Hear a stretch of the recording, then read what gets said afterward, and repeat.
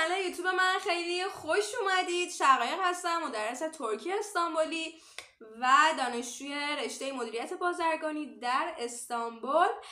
قبل از که بخوام موضوع این ویدیو رو بهتون بگم چیه، سال نو میلادیتون مبارک، سال 2024 تون مبارک باشه. امیدوارم که از همون اول پر انرژی شروع کرده باشین و امسال سالی باشه براتون پر از اتفاقای قشنگ و خلاصه بهتر کنید دیگه. خب موضوع امروز از چه قراره؟ جدیداً توی پیج و حالا شاگردایی که بهم میخوره خیلی در رابطه با دانشگاه‌های ترکیه، هزینه یه دانشجو و اینکه اصلا فرق دانشگاه خصوصی و دولتی به چه صورتی هستش، چه رشته‌هایی مثلا میتونم برم، خیلی از این قبیل سوالات هستش که میخوام امروز با هم دیگه بررسی کنیم. خب اول از همه بچه‌ها توی ترکیه کلاً دانشگاه‌ها به دو صورت اجرا میشه، یکی دانشگاه‌های دولتی و یکی دانشگاه‌های خصوصی. در واقع مثل ایران دیگه، آزاد و دولتیه که خب دولتی شما وقتی کنکور بدی وارد دانشگاه دولتی میشی و عملا هیچ هزینه‌ای نباید بکنی جز حالا کتاب دفتری که میخوای بخری و اینا. ولی خب آزاد اینجوری نیستش، از همون اول شما باید پول پرداخت کنی. توی ترکیه هم همین شکله. دانشگاه‌های دولتی که خب نیاز مالیشون رو از سمت دولت اصلا تأمین میکنن و باز باید یه آزمونی مثل کنکور هست شما بدی و ورود کنی. حالا اینکه چه آزمونی به چه صورتی هستش جلوتر بهتون میگم. و دانشگاه‌های خصوصی هم که اسمش روشه دیگه، خصوصیه، یعنی شما هم میتونی خارجی‌ها میتونن ازش استفاده کنن، هم شهروندای ترک که حالا مثلا امتحان نمیده، دولتی نمیره ولی میاد دانشگاه خصوصی در واقع پول میده، یه هزینه‌ای میده و وارد میشه. اینجا یه پرانتز باز کنم بچه‌ها، دانشگاه‌های خصوصی شما اگر مثلا خارجی باشی، به اصطلاح یابانجی باشی، یه رشته‌ای که مثلا بگیم از $2600 سالیانه شروع بشه، این همین هزینه رو ترک، یعنی کسی که وطن داشته اینجا باشه بخواد به دانشگاه خصوصی وارد بشه، فقط 800 لیر میده. خب این تفاوت قیمتی برای خارجی ها و شهروندای ترک خیلی خیلی زیاده. شرایط ورود به دانشگاه‌های دولتی، خب شما باید یک آزمونی رو بدید و طبق اون حالا نمره‌ای که در نظر گرفتن حداقل اون نمره باشه و بالاتر تا بتونید، حالا بسته میگم همه اینا بسته به اون نمره‌تون داره که چه نمره‌ای به دست میارید تا بتونید حالا اون رشته‌ای که میخواین رو جلوتون میذارم و باید در واقع انتخاب کنید و برید برای ثبت نام. که دانشگاه‌های دولتی شما حتما باید زبان هم بلد باشید دیگه، چون میخوای آزمون بدی و آزمونش به زبان ترکی استانبولی هستش که خب این آزمون زبان رو شما باید در واقع گذرونده باشید.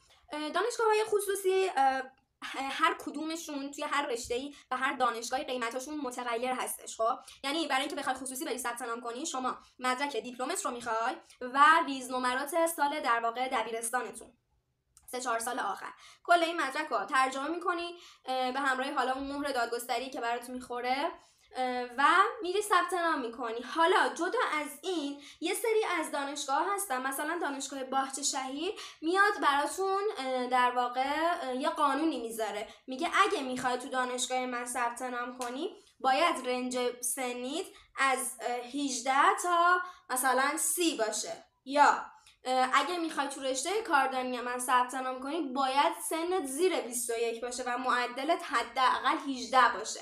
این معدلی که میگم معدل دیپلم در واقع هستش که خب من حالا وارد جزئیات نمیشم چه دانشگاهی شرط سنیش چیه، شرط معدلش چیه و اینا، ولی به طور کلی اینو دارم بهتون میگم که بدونید اگه خواستید ثبت نام کنید حالا هر کدوم از دانشگاه‌ها در واقع متفاوت هستش. یه سری از این خصوصی هم که نه شرایط سنی ندارن و حتی شرط معدل هم ندارن که باز بستگی داره چه رشته‌ای بخوای بری، چه دانشگاهی بخوای ثبت نام کنی، که اینو باید ریز به ریز شما بررسی کنی زمانی که خواستی ورود بزنی. حالا اینکه بگین که ما حالا ایران هستیم چجوری میتونیم از ایران بررسی کنیم دانشگاه خصوصی رو، شما همه این دانشگاه ها سایت دارن دیگه، شما میتونید وارد سایت دانشگاه ها بشید و اونجا کامل شرایط ورود به دانشگاهشون رو براتون توضیح داده. اما امکاناتی که حالا دانشگاه بهتون میده چی هستش؟ بریم با هم بررسی کنیم. خب دانشگاه های دولتی که در واقع الان ثبت نامشون از 10 تا 20 ماه دیگه همچنان ادامه داره برای حالا دوستانی که میخوان ثبت نام کنن طبق اون شرایطی که بهتون گفتم. و اینکه شما وقتی که قبول میشید در دانشگاه‌های دولتی چجوری هستش شرطش؟ شما میرید مدارکتون تحویل میدین، رشته‌ای که میخواین برین بخونید رو بهشون میگید و در واقع ثبت نامتون انجام میشه بدون هیچ هزینه، یعنی شما به دانشگاه‌های دولتی هیچ پولی نمیدین. خب که گفتم ثبت نامش الان از 10 تا 20 ماه بعد ادامه داره و خب یه شرایط سنی و شرایط معدلی هم داره که اگر اونا رو داشته باشید میتونید آپلود بکنید فایلتون رو و ثبت نامتون رو انجام بدید. اگر براتون سخت بودش میتونید به من بگید، یعنی زیر این ویدیو کامنت بذارید و در واقع من براتون کار ثبت نام رو انجام میدم. و وقتی که شما ثبت نام کردید امتحان رو قبول شدید، بچه‌ها جدا از اینکه هیچ پولی به دانشگاه شما نمیدید، هیچ دولت ترکیه یه پولی هم به شما میده بابت هزینه تحصیلتون، یعنی همه امکاناتی بهتون میده، جا بهتون میده، محل حالا اون رشته‌ای که میخوای برید و همه رو اوکی میکنه، یه پولی هم بهتون میده، یعنی شما فقط رایگان میایین ترکیه و درس میخونین. اما دانشگاه خصوصی چی؟ دانشگاه خصوصی خب شما هیچ پولی که دریافت نمی‌کنید، یه پولی هم باید بهشون بدید که خب یه سری از این دانشگاه ها با یه سری از شرکت ها و مؤسسات قرارداد بستن که میان چیکار میکنن؟ میگه مثلا من رشته دندون 10 نفر بورس 100 دارم، نمیدونم 10 نفر بورس 75% دارم، 10 نفرم بورس 50، 10 نفرم بورس 25% دارم. خب یعنی این قرارداد بین دانشگاه و اون حالا مؤسسه یا شخص بسته شده که اگر شما اینا رو پر بکنید یک چیزی هم حالا به اون طرف میدن که در واقع بورسش به چه صورتی هستش. باز یه سری از این دانشگاه مجدد تاکید میکنم خصوصی ها که شرایط سنی دارن، حتی بعضیاشون شرط معدل هم دارن، طبق اون و اون رشته که میخواین بریم میرین ثبت نام میکنید و اگر ظرفیتی باز باشه میتونید توی این بورسیه ها خودتون رو ثبت نام کنید. و امکاناتی هم که دانشگاه خصوصی دارن، یه سری از دانشگاه ها خب رنکینگ ها رو خیلی باید بررسی کنید اگر براتون مهم هستش. مثلا کسی که اینجا دندون میخونه یا پزشکی میخونه میاد میگه که آقا مثلا دانشگاه باهچه شهیر مورد تایید وزارت بهداشت هستش یا نه، یا مثلا اگه داره مهندسی میخونه مورد تایید وزارت علوم هستش یا نه. اگه براش مهم باشه که خب به این نکته توجه کنید، برید سراغ اون در واقع دانشگاه هایی که این شرایط رو توی ایران هم داشته باشن اگه میخواین برگردید ایران و کار بکنید. اگر هم نه براتون مهم نیستش که خب اون قضیهش کلا فرق. اما این دانشگاه خصوصی یه سریاشون زیر نظر در واقع قاعده ارسموس هست. ارسموس چیه؟ میگه که تو باید حداقل معدلت بالای 2.5-3 باشه تا بتونی برای ارسموس اقدام کنی. ارسموس چی میگه؟ میگه تو اگر معدلت بالا باشه میتونی یک ترمت رو به یه دونه از کشورهای اروپایی زیر نظر من، یعنی همه خرجت با من، بری اونجا یه ترمت رو بگذرونی. که بچه‌ها اینم بهتون بگم اگر رشتهتون دارید به ترکی میخونید، خب قبل از اینکه بخواید وارد بشین به ارسموس باید حتما امتحان زبان انگلیسی بدید و اگر نمرتون بالا باشه تازه میتونید به ارسموس رو اقدام بکنید. ولی اگر در واقع نمره زبان انگلیسیتون به اون حد نرسیده باشه اصلا کلا کنسل است، ارسموس رو نمیتونید که براش اقدام بکنید. این از ارسموس دانشگاه‌های خصوصی. دولتی ها رو نمیدونم داره یا نه، فقط اطلاعاتی که دارم، حالا اطلاعاتی که در واقع این 1-2 سال جمع کردم رو دارم الان بهتون تو سال 2024 بهتون میگم. ممکنه حالا این قوانین و این چیزایی که بهتون میگم سال دیگه مثلا تغییر کنه یا 2 سال دیگه تغییر کنه. از اراسموس و سوالی که خیلی ها میپرسن این که شرایط خوابگاه های دانشجویی اینجا به چه صورتی هستش، که خب اکثر دانشگاه های اینجا خوابگاه دارن، یا 2 تا خوابگاه دارن یا 1 دونه خوابگاه دارن و اتاقاشون از 1 نفره شروع میشه تا حتی 4 الی 6 نفر اگه اشتباه نکنم، که اکثرانشون نزدیک به دانشگاه هستن، مثلا 10 دقیقه یه رو اینطور فاصله دارن، که خب هزینه اون باز بستگی به این داره که شما اتاق تک نفره بخواین یا بخواین 3 نفره باشه، 4 نفره باشه، به چه صورتی هستش، که خب الان واقعا هیچ رنج قیمتی نمیدونم. امکانات این خوابگاه ها به چه صورتی هستش، شما دیگه قبض و نمیدونم شارژ و اینا رو پرداخت نمی کنی، همون اول بسم الله یا میاد حالا براتون 2 قسط میکنه یا نه اصلا قسط بندی نمیکنه، این شرایطش رو مثلا میگه نداریم، پول 1 سال رو بهشون میدید، پول 1 سال اجاره اون اتاقی که حالا در واقع توش هستین، و حالا صبحونه داره، نهار داره، شام داره، وای فای داره، رختکن داره و این امکانات رو بهتون در واقع میده. حتی میتونید از اینکه مثلا اتاقتون کثیف شده، یه سری از خوابگاه البته اینجوری هستن که مثلا بهشون بگید که اتاقتون رو هم تمیز بکنن، که خب شما فقط اونجا میشه براتون یه حالت جای خواب طور دیگه، اینجوری که اگر نخواین خونه بگیرید. ولی خب کسی که مثلا بخواد اتاق 1 نفره بگیره برای خوابگاه، که خب هزینهش خیلی زیاد میشه برای 1 سال، بهتره که خونه بگیره. سوال بعدی که خیلی از من میپرسید این که هزینه یک دانشجو توی ترکیه به چه صورت هستش. اول اینکه هزینه بستگی داره شما تو چه شهری بخواین باشین، ازمیر باشین، ترکیه باشین، بورسا باشین، کدوم باشین، خب خیلی متفاوته. ولی اگه بخوام استانبول رو بهتون بگم بچه ها، هزینه ها خیلی خیلی فرق میکنه. ببین همه ما داریم به صورتهای مختلفی زندگی میکنیم، یه نفر هست خیلی خرج میکنه، یه نفر نه متوسطه، یه نفر نه زیاد خرج نمیکنه، ترجیح میده بیشتر جمع بکنه.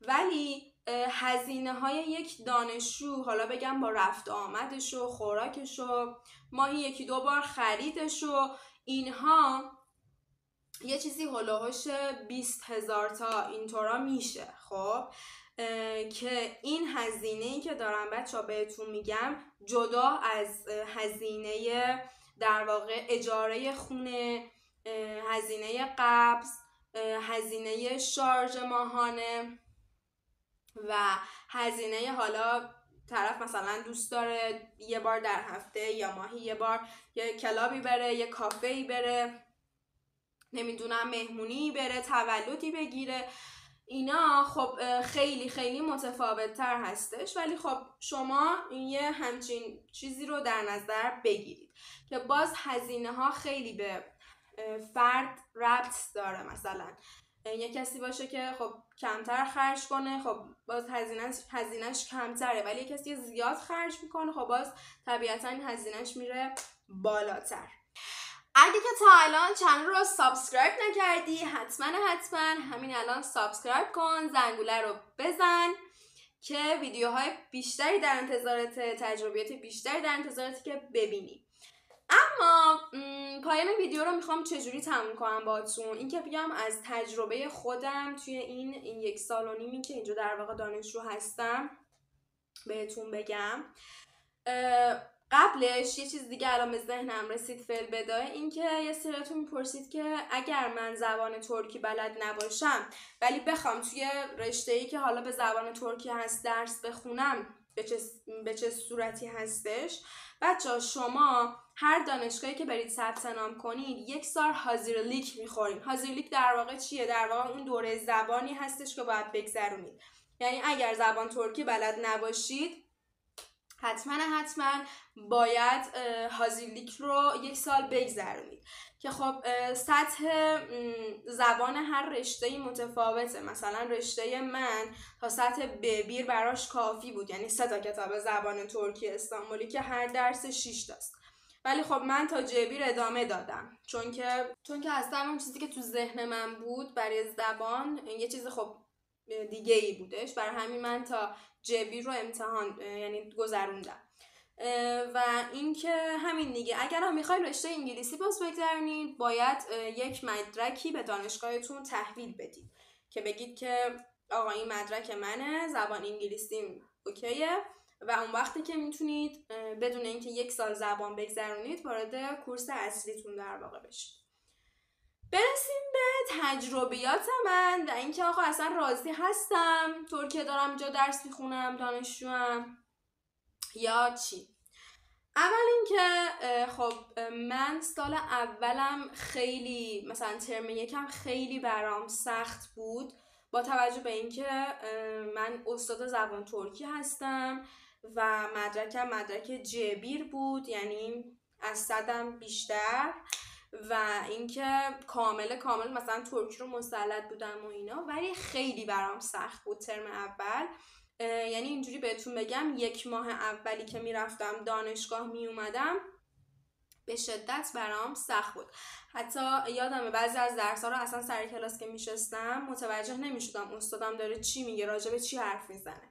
ببین شما وقتی که یک زبانی رو میگذرونی میاد دانشگاه بهت یاد میده، مثلا یک کتاب دیگه، یک کتاب استانبول ره میاد آقا اینو شروع میکنه درس به درس بهت میده میره جلو. این کتابی که در واقع داره بهت یاد میده کتابی هستش که تو عامیانه داری با ترکا بتونی صحبت کنی، یعنی از پس خودت بر بیای، حالا خریدی میخوای انجام بدی یا کلاسی میخوای ثبت نام کنی، یا در واقع کتاب عامیانه شونه. خب مثل زبان فارسی دیگه، ما یه جوری داریم با هم صحبت میکنیم ولی وقتی میریم دانشگاه میبینیم مثلا باید ادبیات هم پاس کنیم و مثلا ببینیم بررسی کنیم حالا این زبانمون به چه صورتی. در واقع تخصصی هستش، یعنی درسی که توی دانشگاه بهتون یاد میدن خیلی تخصصی هستش، اصلا کلا فرق میکنه داستانش.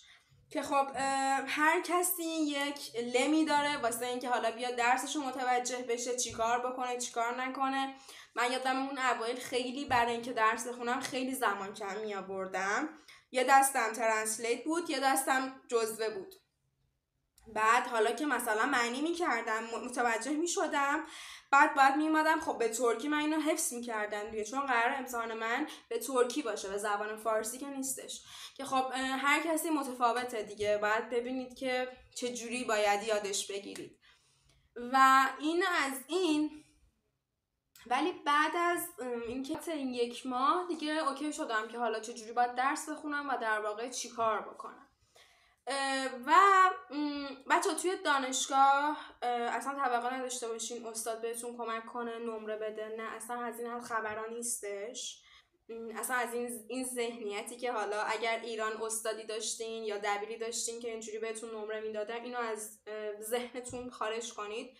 توی ترکیه هیچ دانشگاهی نمیاد استادش بهتون کمک کنه و حتی 1 نمره، چه برسه حالا به بیشتر، حتی 1 نمره هم بهتون کمک نمیکنه. و هر نمره‌ای که به دست میاری، هر کاری که در واقع میکنی باعث و بانیش خودت بودی. این از این. توی ترکیه برعکس ایران دیگه، ورود به دانشگاه اینجا راحته اما خروجیش خیلی سخته. ولی ایران اینجوری نیست، ورودیش خیلی سخته خروجیش راحت تره. پس اینو همیشه تو ذهنتون داشته باشید. و اینکه خیلی باید تلاش کنید اگه واقعا هدف دارید، اگه براتون مهمه اینجا درس بخونید نمره بگیرید جایی بتونید استخدام بشید تو خود ترکیه کار کنید، یا نه اگه بخواید با اون مدرکتون به حالا خارج از کشور ترکیه برید، چون یه سری از دانشگاه ها حکم ماوی دیپلما رو دارن. ماوی دیپلما اینه که شما میتونید بعد از اینکه درس تموم شد تو کشورهای اروپایی با اون مدرک ماوی دیپلمات بری و حالا اگه میخوای مثلا دوره بعدیت رو اونجا بگذرونی. یا حتی اونجا بری کار بکنی. خب ماوی دیپلما رو قبول دارن اونجا، اینجوری نیستش که بگی خب من ترکیه انقدر هزینه میکنم درس میخونم مدرکم که دیگه برای اروپا معتبر نیستش. نه، چون که یه سری از دانشگاه هم ماوی دیپلما دارن و خب میتونه خیلی بهتون کمک کنه. و اینکه من تا اینجا راضی بودم با توجه به اینکه امسال که سال دومم هستش، ترم سوم بسیار بسیار بسیار برام سخت گذشت. درسام خیلی سنگین بود امسال و الانم توی امتحانا هستم و واقعا یه خسته نباشید دارم. خیلی باید تلاش کنید دیگه، خلاصه اینجوری. ولی در کل آره من راضی هم. یه نکته هم بهتون بگم بچه، اگه اومدید اینجا درس خوندید امتحان شد، حالا امتحان ویزه شد، فاینال شد، همون میان ترم و پایان ترم، اصلا تقلب نکنید به هیچ عنوان، چون اگر تقلب ازتون بگیرن کلا اقامتتون رو باطل میکنن، ثبت نامتون رو باطل میکنن و براتون میگردونن به جای اولی که بودید. پس حواستون تو این مورد باشه. اگر هم حالا خواستید تقلب کنید، من تاکید میکنم تقلب اصلا نکنید، ولی اگر هم خواستید تقلبی کنید یه جوری باشه که اصلا مراقب متوجه نشه. این از این دیگه چیزی به ذهنم نمیرسه. اگر سوالی داشتین یا شما هم اگر دانشجو ترکیه هستین و در واقع تجربه‌ای دارید از این موضوع، میتونید توی کامنت ها با من به اشتراک بذارید. مرسی که تا آخر ویدیو با من همراه بودید. حتما چنل رو سابسکرایب کنید، لایک کنید، حمایت کنید، برای دوستاتون بفرستید. خلاصه که همین، امیدوارم این ویدیو هم براتون مفید بوده باشه.